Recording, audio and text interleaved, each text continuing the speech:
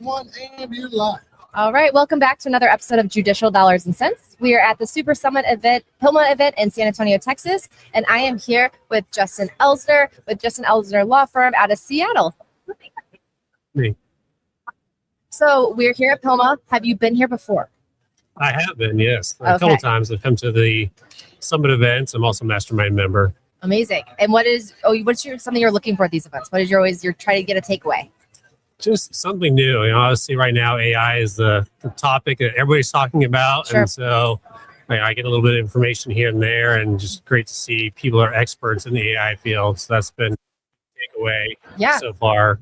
Amazing. And how has AI been a player in your firm so far? Are you guys really diving in? Does it feel a little subtle? I don't know so much yet. Yeah, we're putting our toes in. Okay. But we have started to use some of the programs. Yeah. We're just kind of taking it slowly because we definitely have found a lot of mistakes that the AI makes.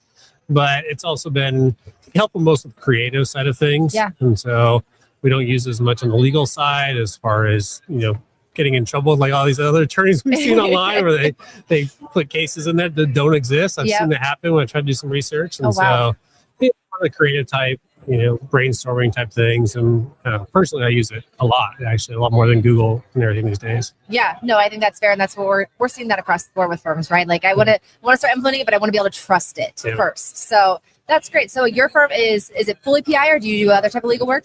100% PI. Okay. Yeah. And what's kind of your origin story? How did you start? How did you get to where you are today with starting this firm?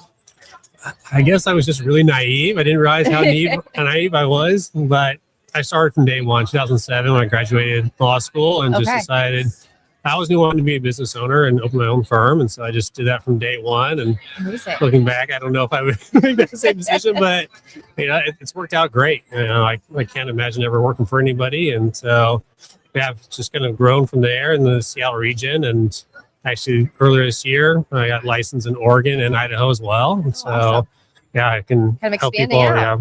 Yeah, we're just finding that the way the practice of law is going these days is that people are all online. Ever since COVID, that really made us shift to be more online. Yeah. And people just like it now. Now they've been in a car crash.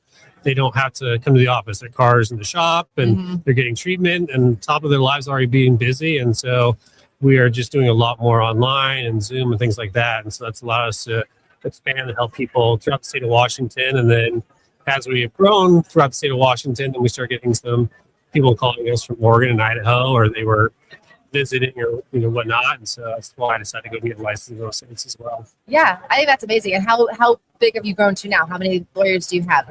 So I'm the only lawyer. Okay. I've got 4 other staff. Okay. But kind of control freak. Yeah. So it's hard for me to give up, the day-to-day practice of law. So I really do enjoy helping our clients and really have learned a lot of the great resources in Washington. And so I like to kind of keep my finger on the pulse. And that is every lawyer ever, I feel like. Anybody that owns their own firm has that same personality of wanting to, kind of they're going to wear a lot of hats because you want to know what hats they are at all times. So that makes complete sense. What do you feel like has been probably like the biggest piece of your success in going forward and kind of through your PI, journey? What's going to be that piece that's really held you and helped you get more people and clients throughout?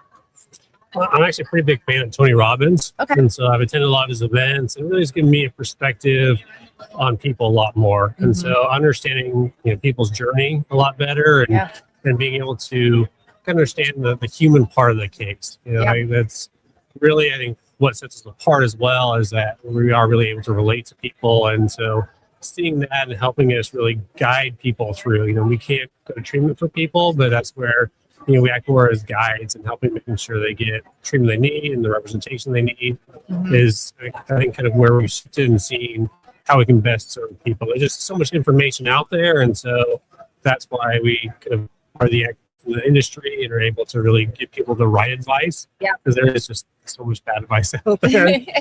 Absolutely, and that's something that we've done a couple of these interviews today, and that the people focus is kind of come out of a lot of these, and I love to hear that. I think that's important.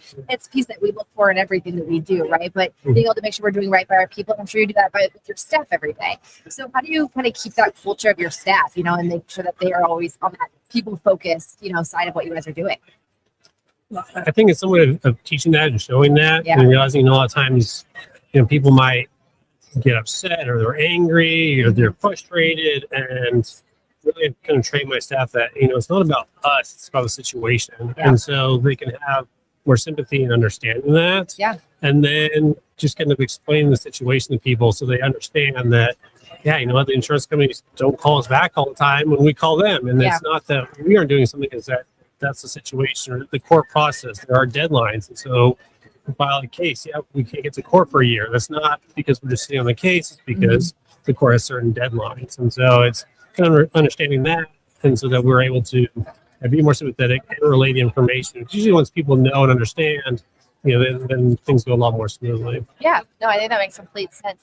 And so we mentioned you wearing a lot of hats. What's something outside of your, just practicing that you're doing for your firm that, is one of those things you're like, I would love to offload this at some point? Is it the finances? Is it the marketing? Like all the different things you're doing? Or do you love all those aspects? Or one of those things that you're like, when I can move this over to somebody else, I'm going to work on that? Well, there's definitely a lot of the little things. Especially now that I'm in 3 different states, we have multiple offices.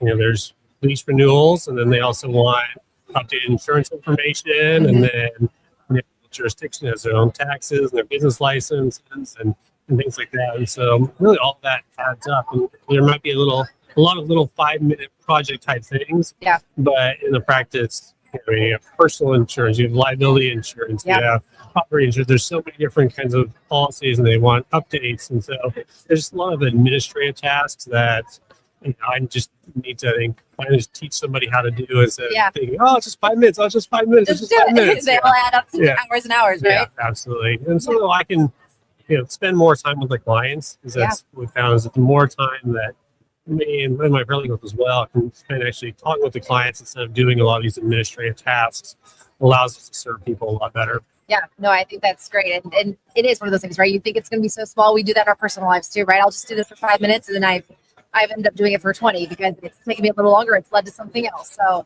that certainly can happen in our practices as well. So that's amazing. One thing I want to ask you about is your marketing strategy for a smaller firm. What's your go-to marketing strategy? So a lot of our clients come from referrals. That's a good majority of our cases. Okay.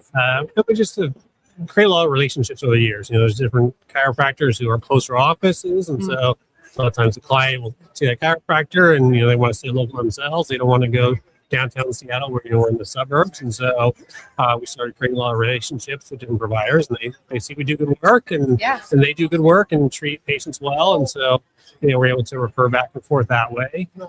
Additionally, other attorneys that aren't in our practice area, get some relationships there as well. And so there's a business attorney down the road. Anytime one of my clients has some sort of business question, and I'll send them there, and vice versa, when they have a business client that it's in a car wreck, then they will send them our way. So just kind of building that small community.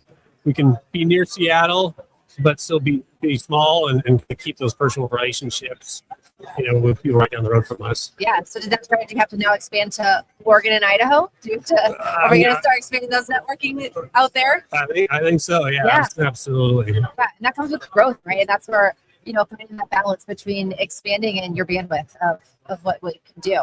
Yeah, 100%. It's one thing to have lunch with somebody 10 minutes down the road and quite a few hours away. But, it's important, because then as we go into some other smaller communities, there aren't as many resources. And so, I like to meet with providers there and learn, okay, we have these different situations, and then what can we do for them? And then also, because I'm close to Seattle, we do have access to some of the resources, and so I'm able to let them know that, same as we had to adjust with COVID, a lot of providers did have to adjust with COVID, and so some treatment, especially for brain injuries, can now be done virtually. And so just because you're in a small town doesn't mean you can't get the best treatment possible. Yeah, no, I love that, and I think that's part where taking things virtually. And we were a firm that was once all in person, right? And you start expanding out and going to these virtual resources, and you just find that you can build the relationships elsewhere. I think that's something that people, I don't know if you've had this experience, but people seem to think that once you virtual, the relationships go away.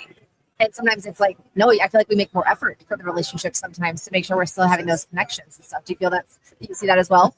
Yeah, we definitely have had to make some extra steps because initially, just we'd be on the phone and we get all the information, and now we purposely either have people come in or do a Zoom call if it is more convenient. It's just being able to see somebody face to face really does help build that connection, that trust as well, because now we aren't just some random person they talk to on the phone. And so we build that trust. And obviously, the majority of communication is body language, and so we're able to better assess what people are going through. And then in particular on the brain injury cases too, sometimes there are things that I notice that then I might ask their partner and say, hey, does this person looking off like this, or they look like they have a headache, or their eyes are strained, all these types of different things that we will notice and point out that is helpful in those Zoom calls. And so we definitely have made that standard. Yeah, I think that's great. Yeah, I love that aspect. And we're the same way. Anytime you're on a Zoom call, that camera is on, so we're getting the body language, we're getting those different cues and stuff. So amazing. Well, you're from Seattle. I have to ask, I've only been to Seattle one time. It rained the entire time. It was December and I did not enjoy my time. But I've talked to somebody else here at PILMMA that's from Seattle. They told me I went at the worst time of year. So I was told that this period is the nicer time. Is that accurate? Do I need to revisit Seattle again for some better weather time? Absolutely. Summertime is great. It's 70s, 80s, and so you can be out all day and not have to worry about sweating to death or anything like that. So yeah, definitely the summer is really nice. There's so many mountains and ocean and things like that. So it's really great to be there in the summer. Okay. So I will plan a revisit then. Okay. All right. Well, if there's anyone that wants to get in touch with you or learn more about your firm, what's the best way to connect with you?